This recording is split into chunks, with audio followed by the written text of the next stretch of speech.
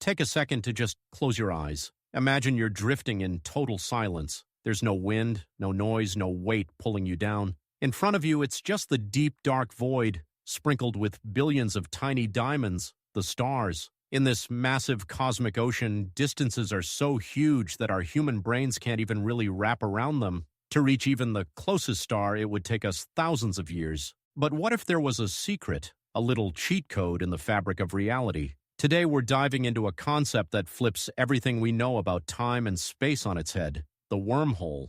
Get ready for a journey that starts with Einstein's math, travels through Joseph Cooper's mission in Interstellar, and ends in the most important place of all, our own hearts and the world we live in. Let's drift off together. To understand what a wormhole actually is, we first have to talk about what space is made of. Don't think of space as just empty. Think of it as a fabric, the space-time fabric. Einstein taught us that this fabric isn't stiff. It can be stretched, curved, and even folded by the weight of stars and planets. Back in 1935, Albert Einstein and a guy named Nathan Rosen came up with something wild. They used math to show that bridges could exist, connecting two incredibly far-apart spots in the universe. Scientists call these Einstein-Rosen bridges. Basically, they're tunnels that link one part of space-time to another. Think about a piece of paper. Draw a point A on one side and a point B on the other. Usually the shortest way is a straight line across, but if you fold that paper in half so the 2 points touch and poke a pencil through,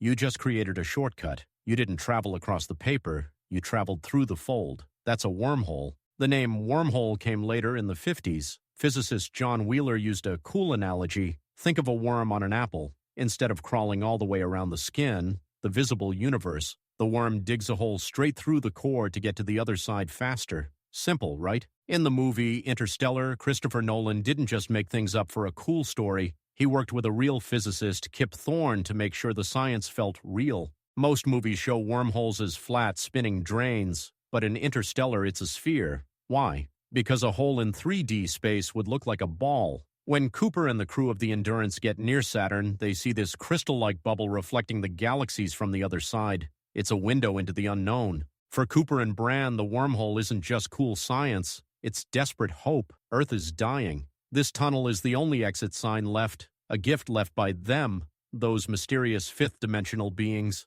Emotionally, it's heavy. Crossing that wormhole means accepting they might never come back. They become pioneers in a time that doesn't belong to them anymore. For Cooper, the wormhole is what pulls him away from his daughter, Murph, but it's also the only tool he has to save her. It represents the ultimate sacrifice, crossing the impossible to protect the ones you love. Now let's bring this home to 2025. Even though we can't find a physical wormhole in our backyard yet, the idea of a shortcut or a connection is exactly what we need to fix the big problems on Earth, like violence and hunger. Did you know that world hunger usually isn't because we don't have enough food? It's a distance problem. We have the food, but the fabric that carries it from the farm to the person who needs it is broken or too long because of red tape and greed. If we applied wormhole thinking to our economy, we'd create shortcuts of kindness, direct systems that get resources where they need to go without middlemen making a buck off someone's struggle. Fixing hunger means shortening the distance between too much and not enough. Violence happens when we stop seeing people as, well, people.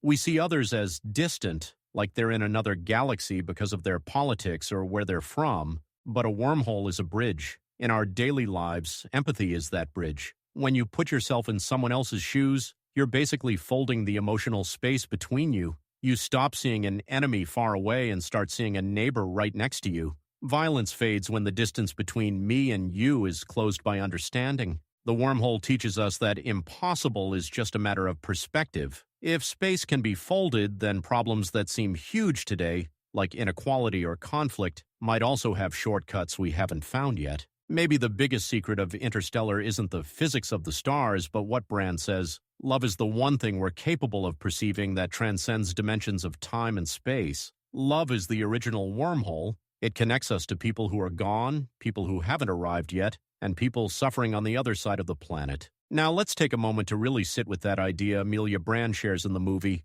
the one that usually makes people pause and think. She says, "Love is the one thing we're capable of perceiving that transcends dimensions of time and space." When you first hear it, it sounds like poetry, but if you look at it through the lens of our wormhole metaphor, it starts to feel like a fundamental law of the universe. If a wormhole is a bridge that ignores distance, then love is the original wormhole. It's the only thing we have that doesn't care about the clock on the wall or the miles on a map. Think about a loved one you've lost. Maybe it was a grandparent, a parent, or a dear friend. Physically, they are distant, separated from you by the ultimate boundary of time. Yet, when you think of them, that feeling of love is just as sharp, just as warm, and just as present as it was years ago. In that moment, your heart has created a wormhole to the past. You aren't remembering a fact. You are feeling a connection that ignores the fact they aren't physically there. And it works the other way, too, toward the future. Why do we care about the planet 100 years from now? Why do we worry about the lives of our great-grandchildren we haven't even met?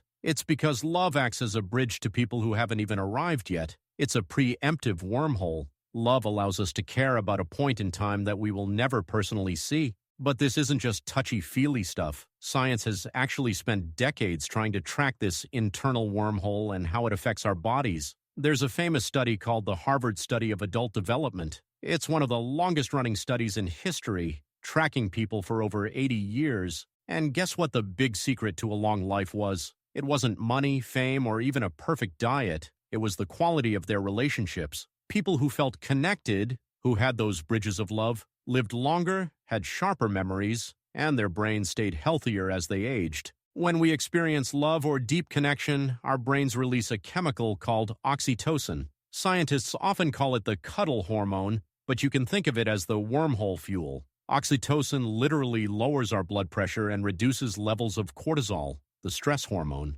Stress is like gravity. It weighs us down, wears out our hearts, and makes us feel heavy. Love acts like anti-gravity. It lightens the load on our nervous system and allows our cells to repair themselves. When you're in a loving environment, your body literally functions in a more optimized dimension. Now let's look at the wormhole in the middle of a conflict. Why is there violence? Often it's because the space between two people or two nations feels too vast to cross. When we see someone as a stranger or different, the distance between us grows until it feels like a cold, empty void. Research in social psychology shows that when people find a common thread, even something tiny, the brain starts to bridge that gap. This is what experts call perspective taking. It's a mental wormhole. When you truly try to see the world through someone else's eyes, the distance between your point A and their point B collapses. Studies on conflict resolution show that when groups in high-tension areas, like war zones, are brought together to share personal stories of love and loss,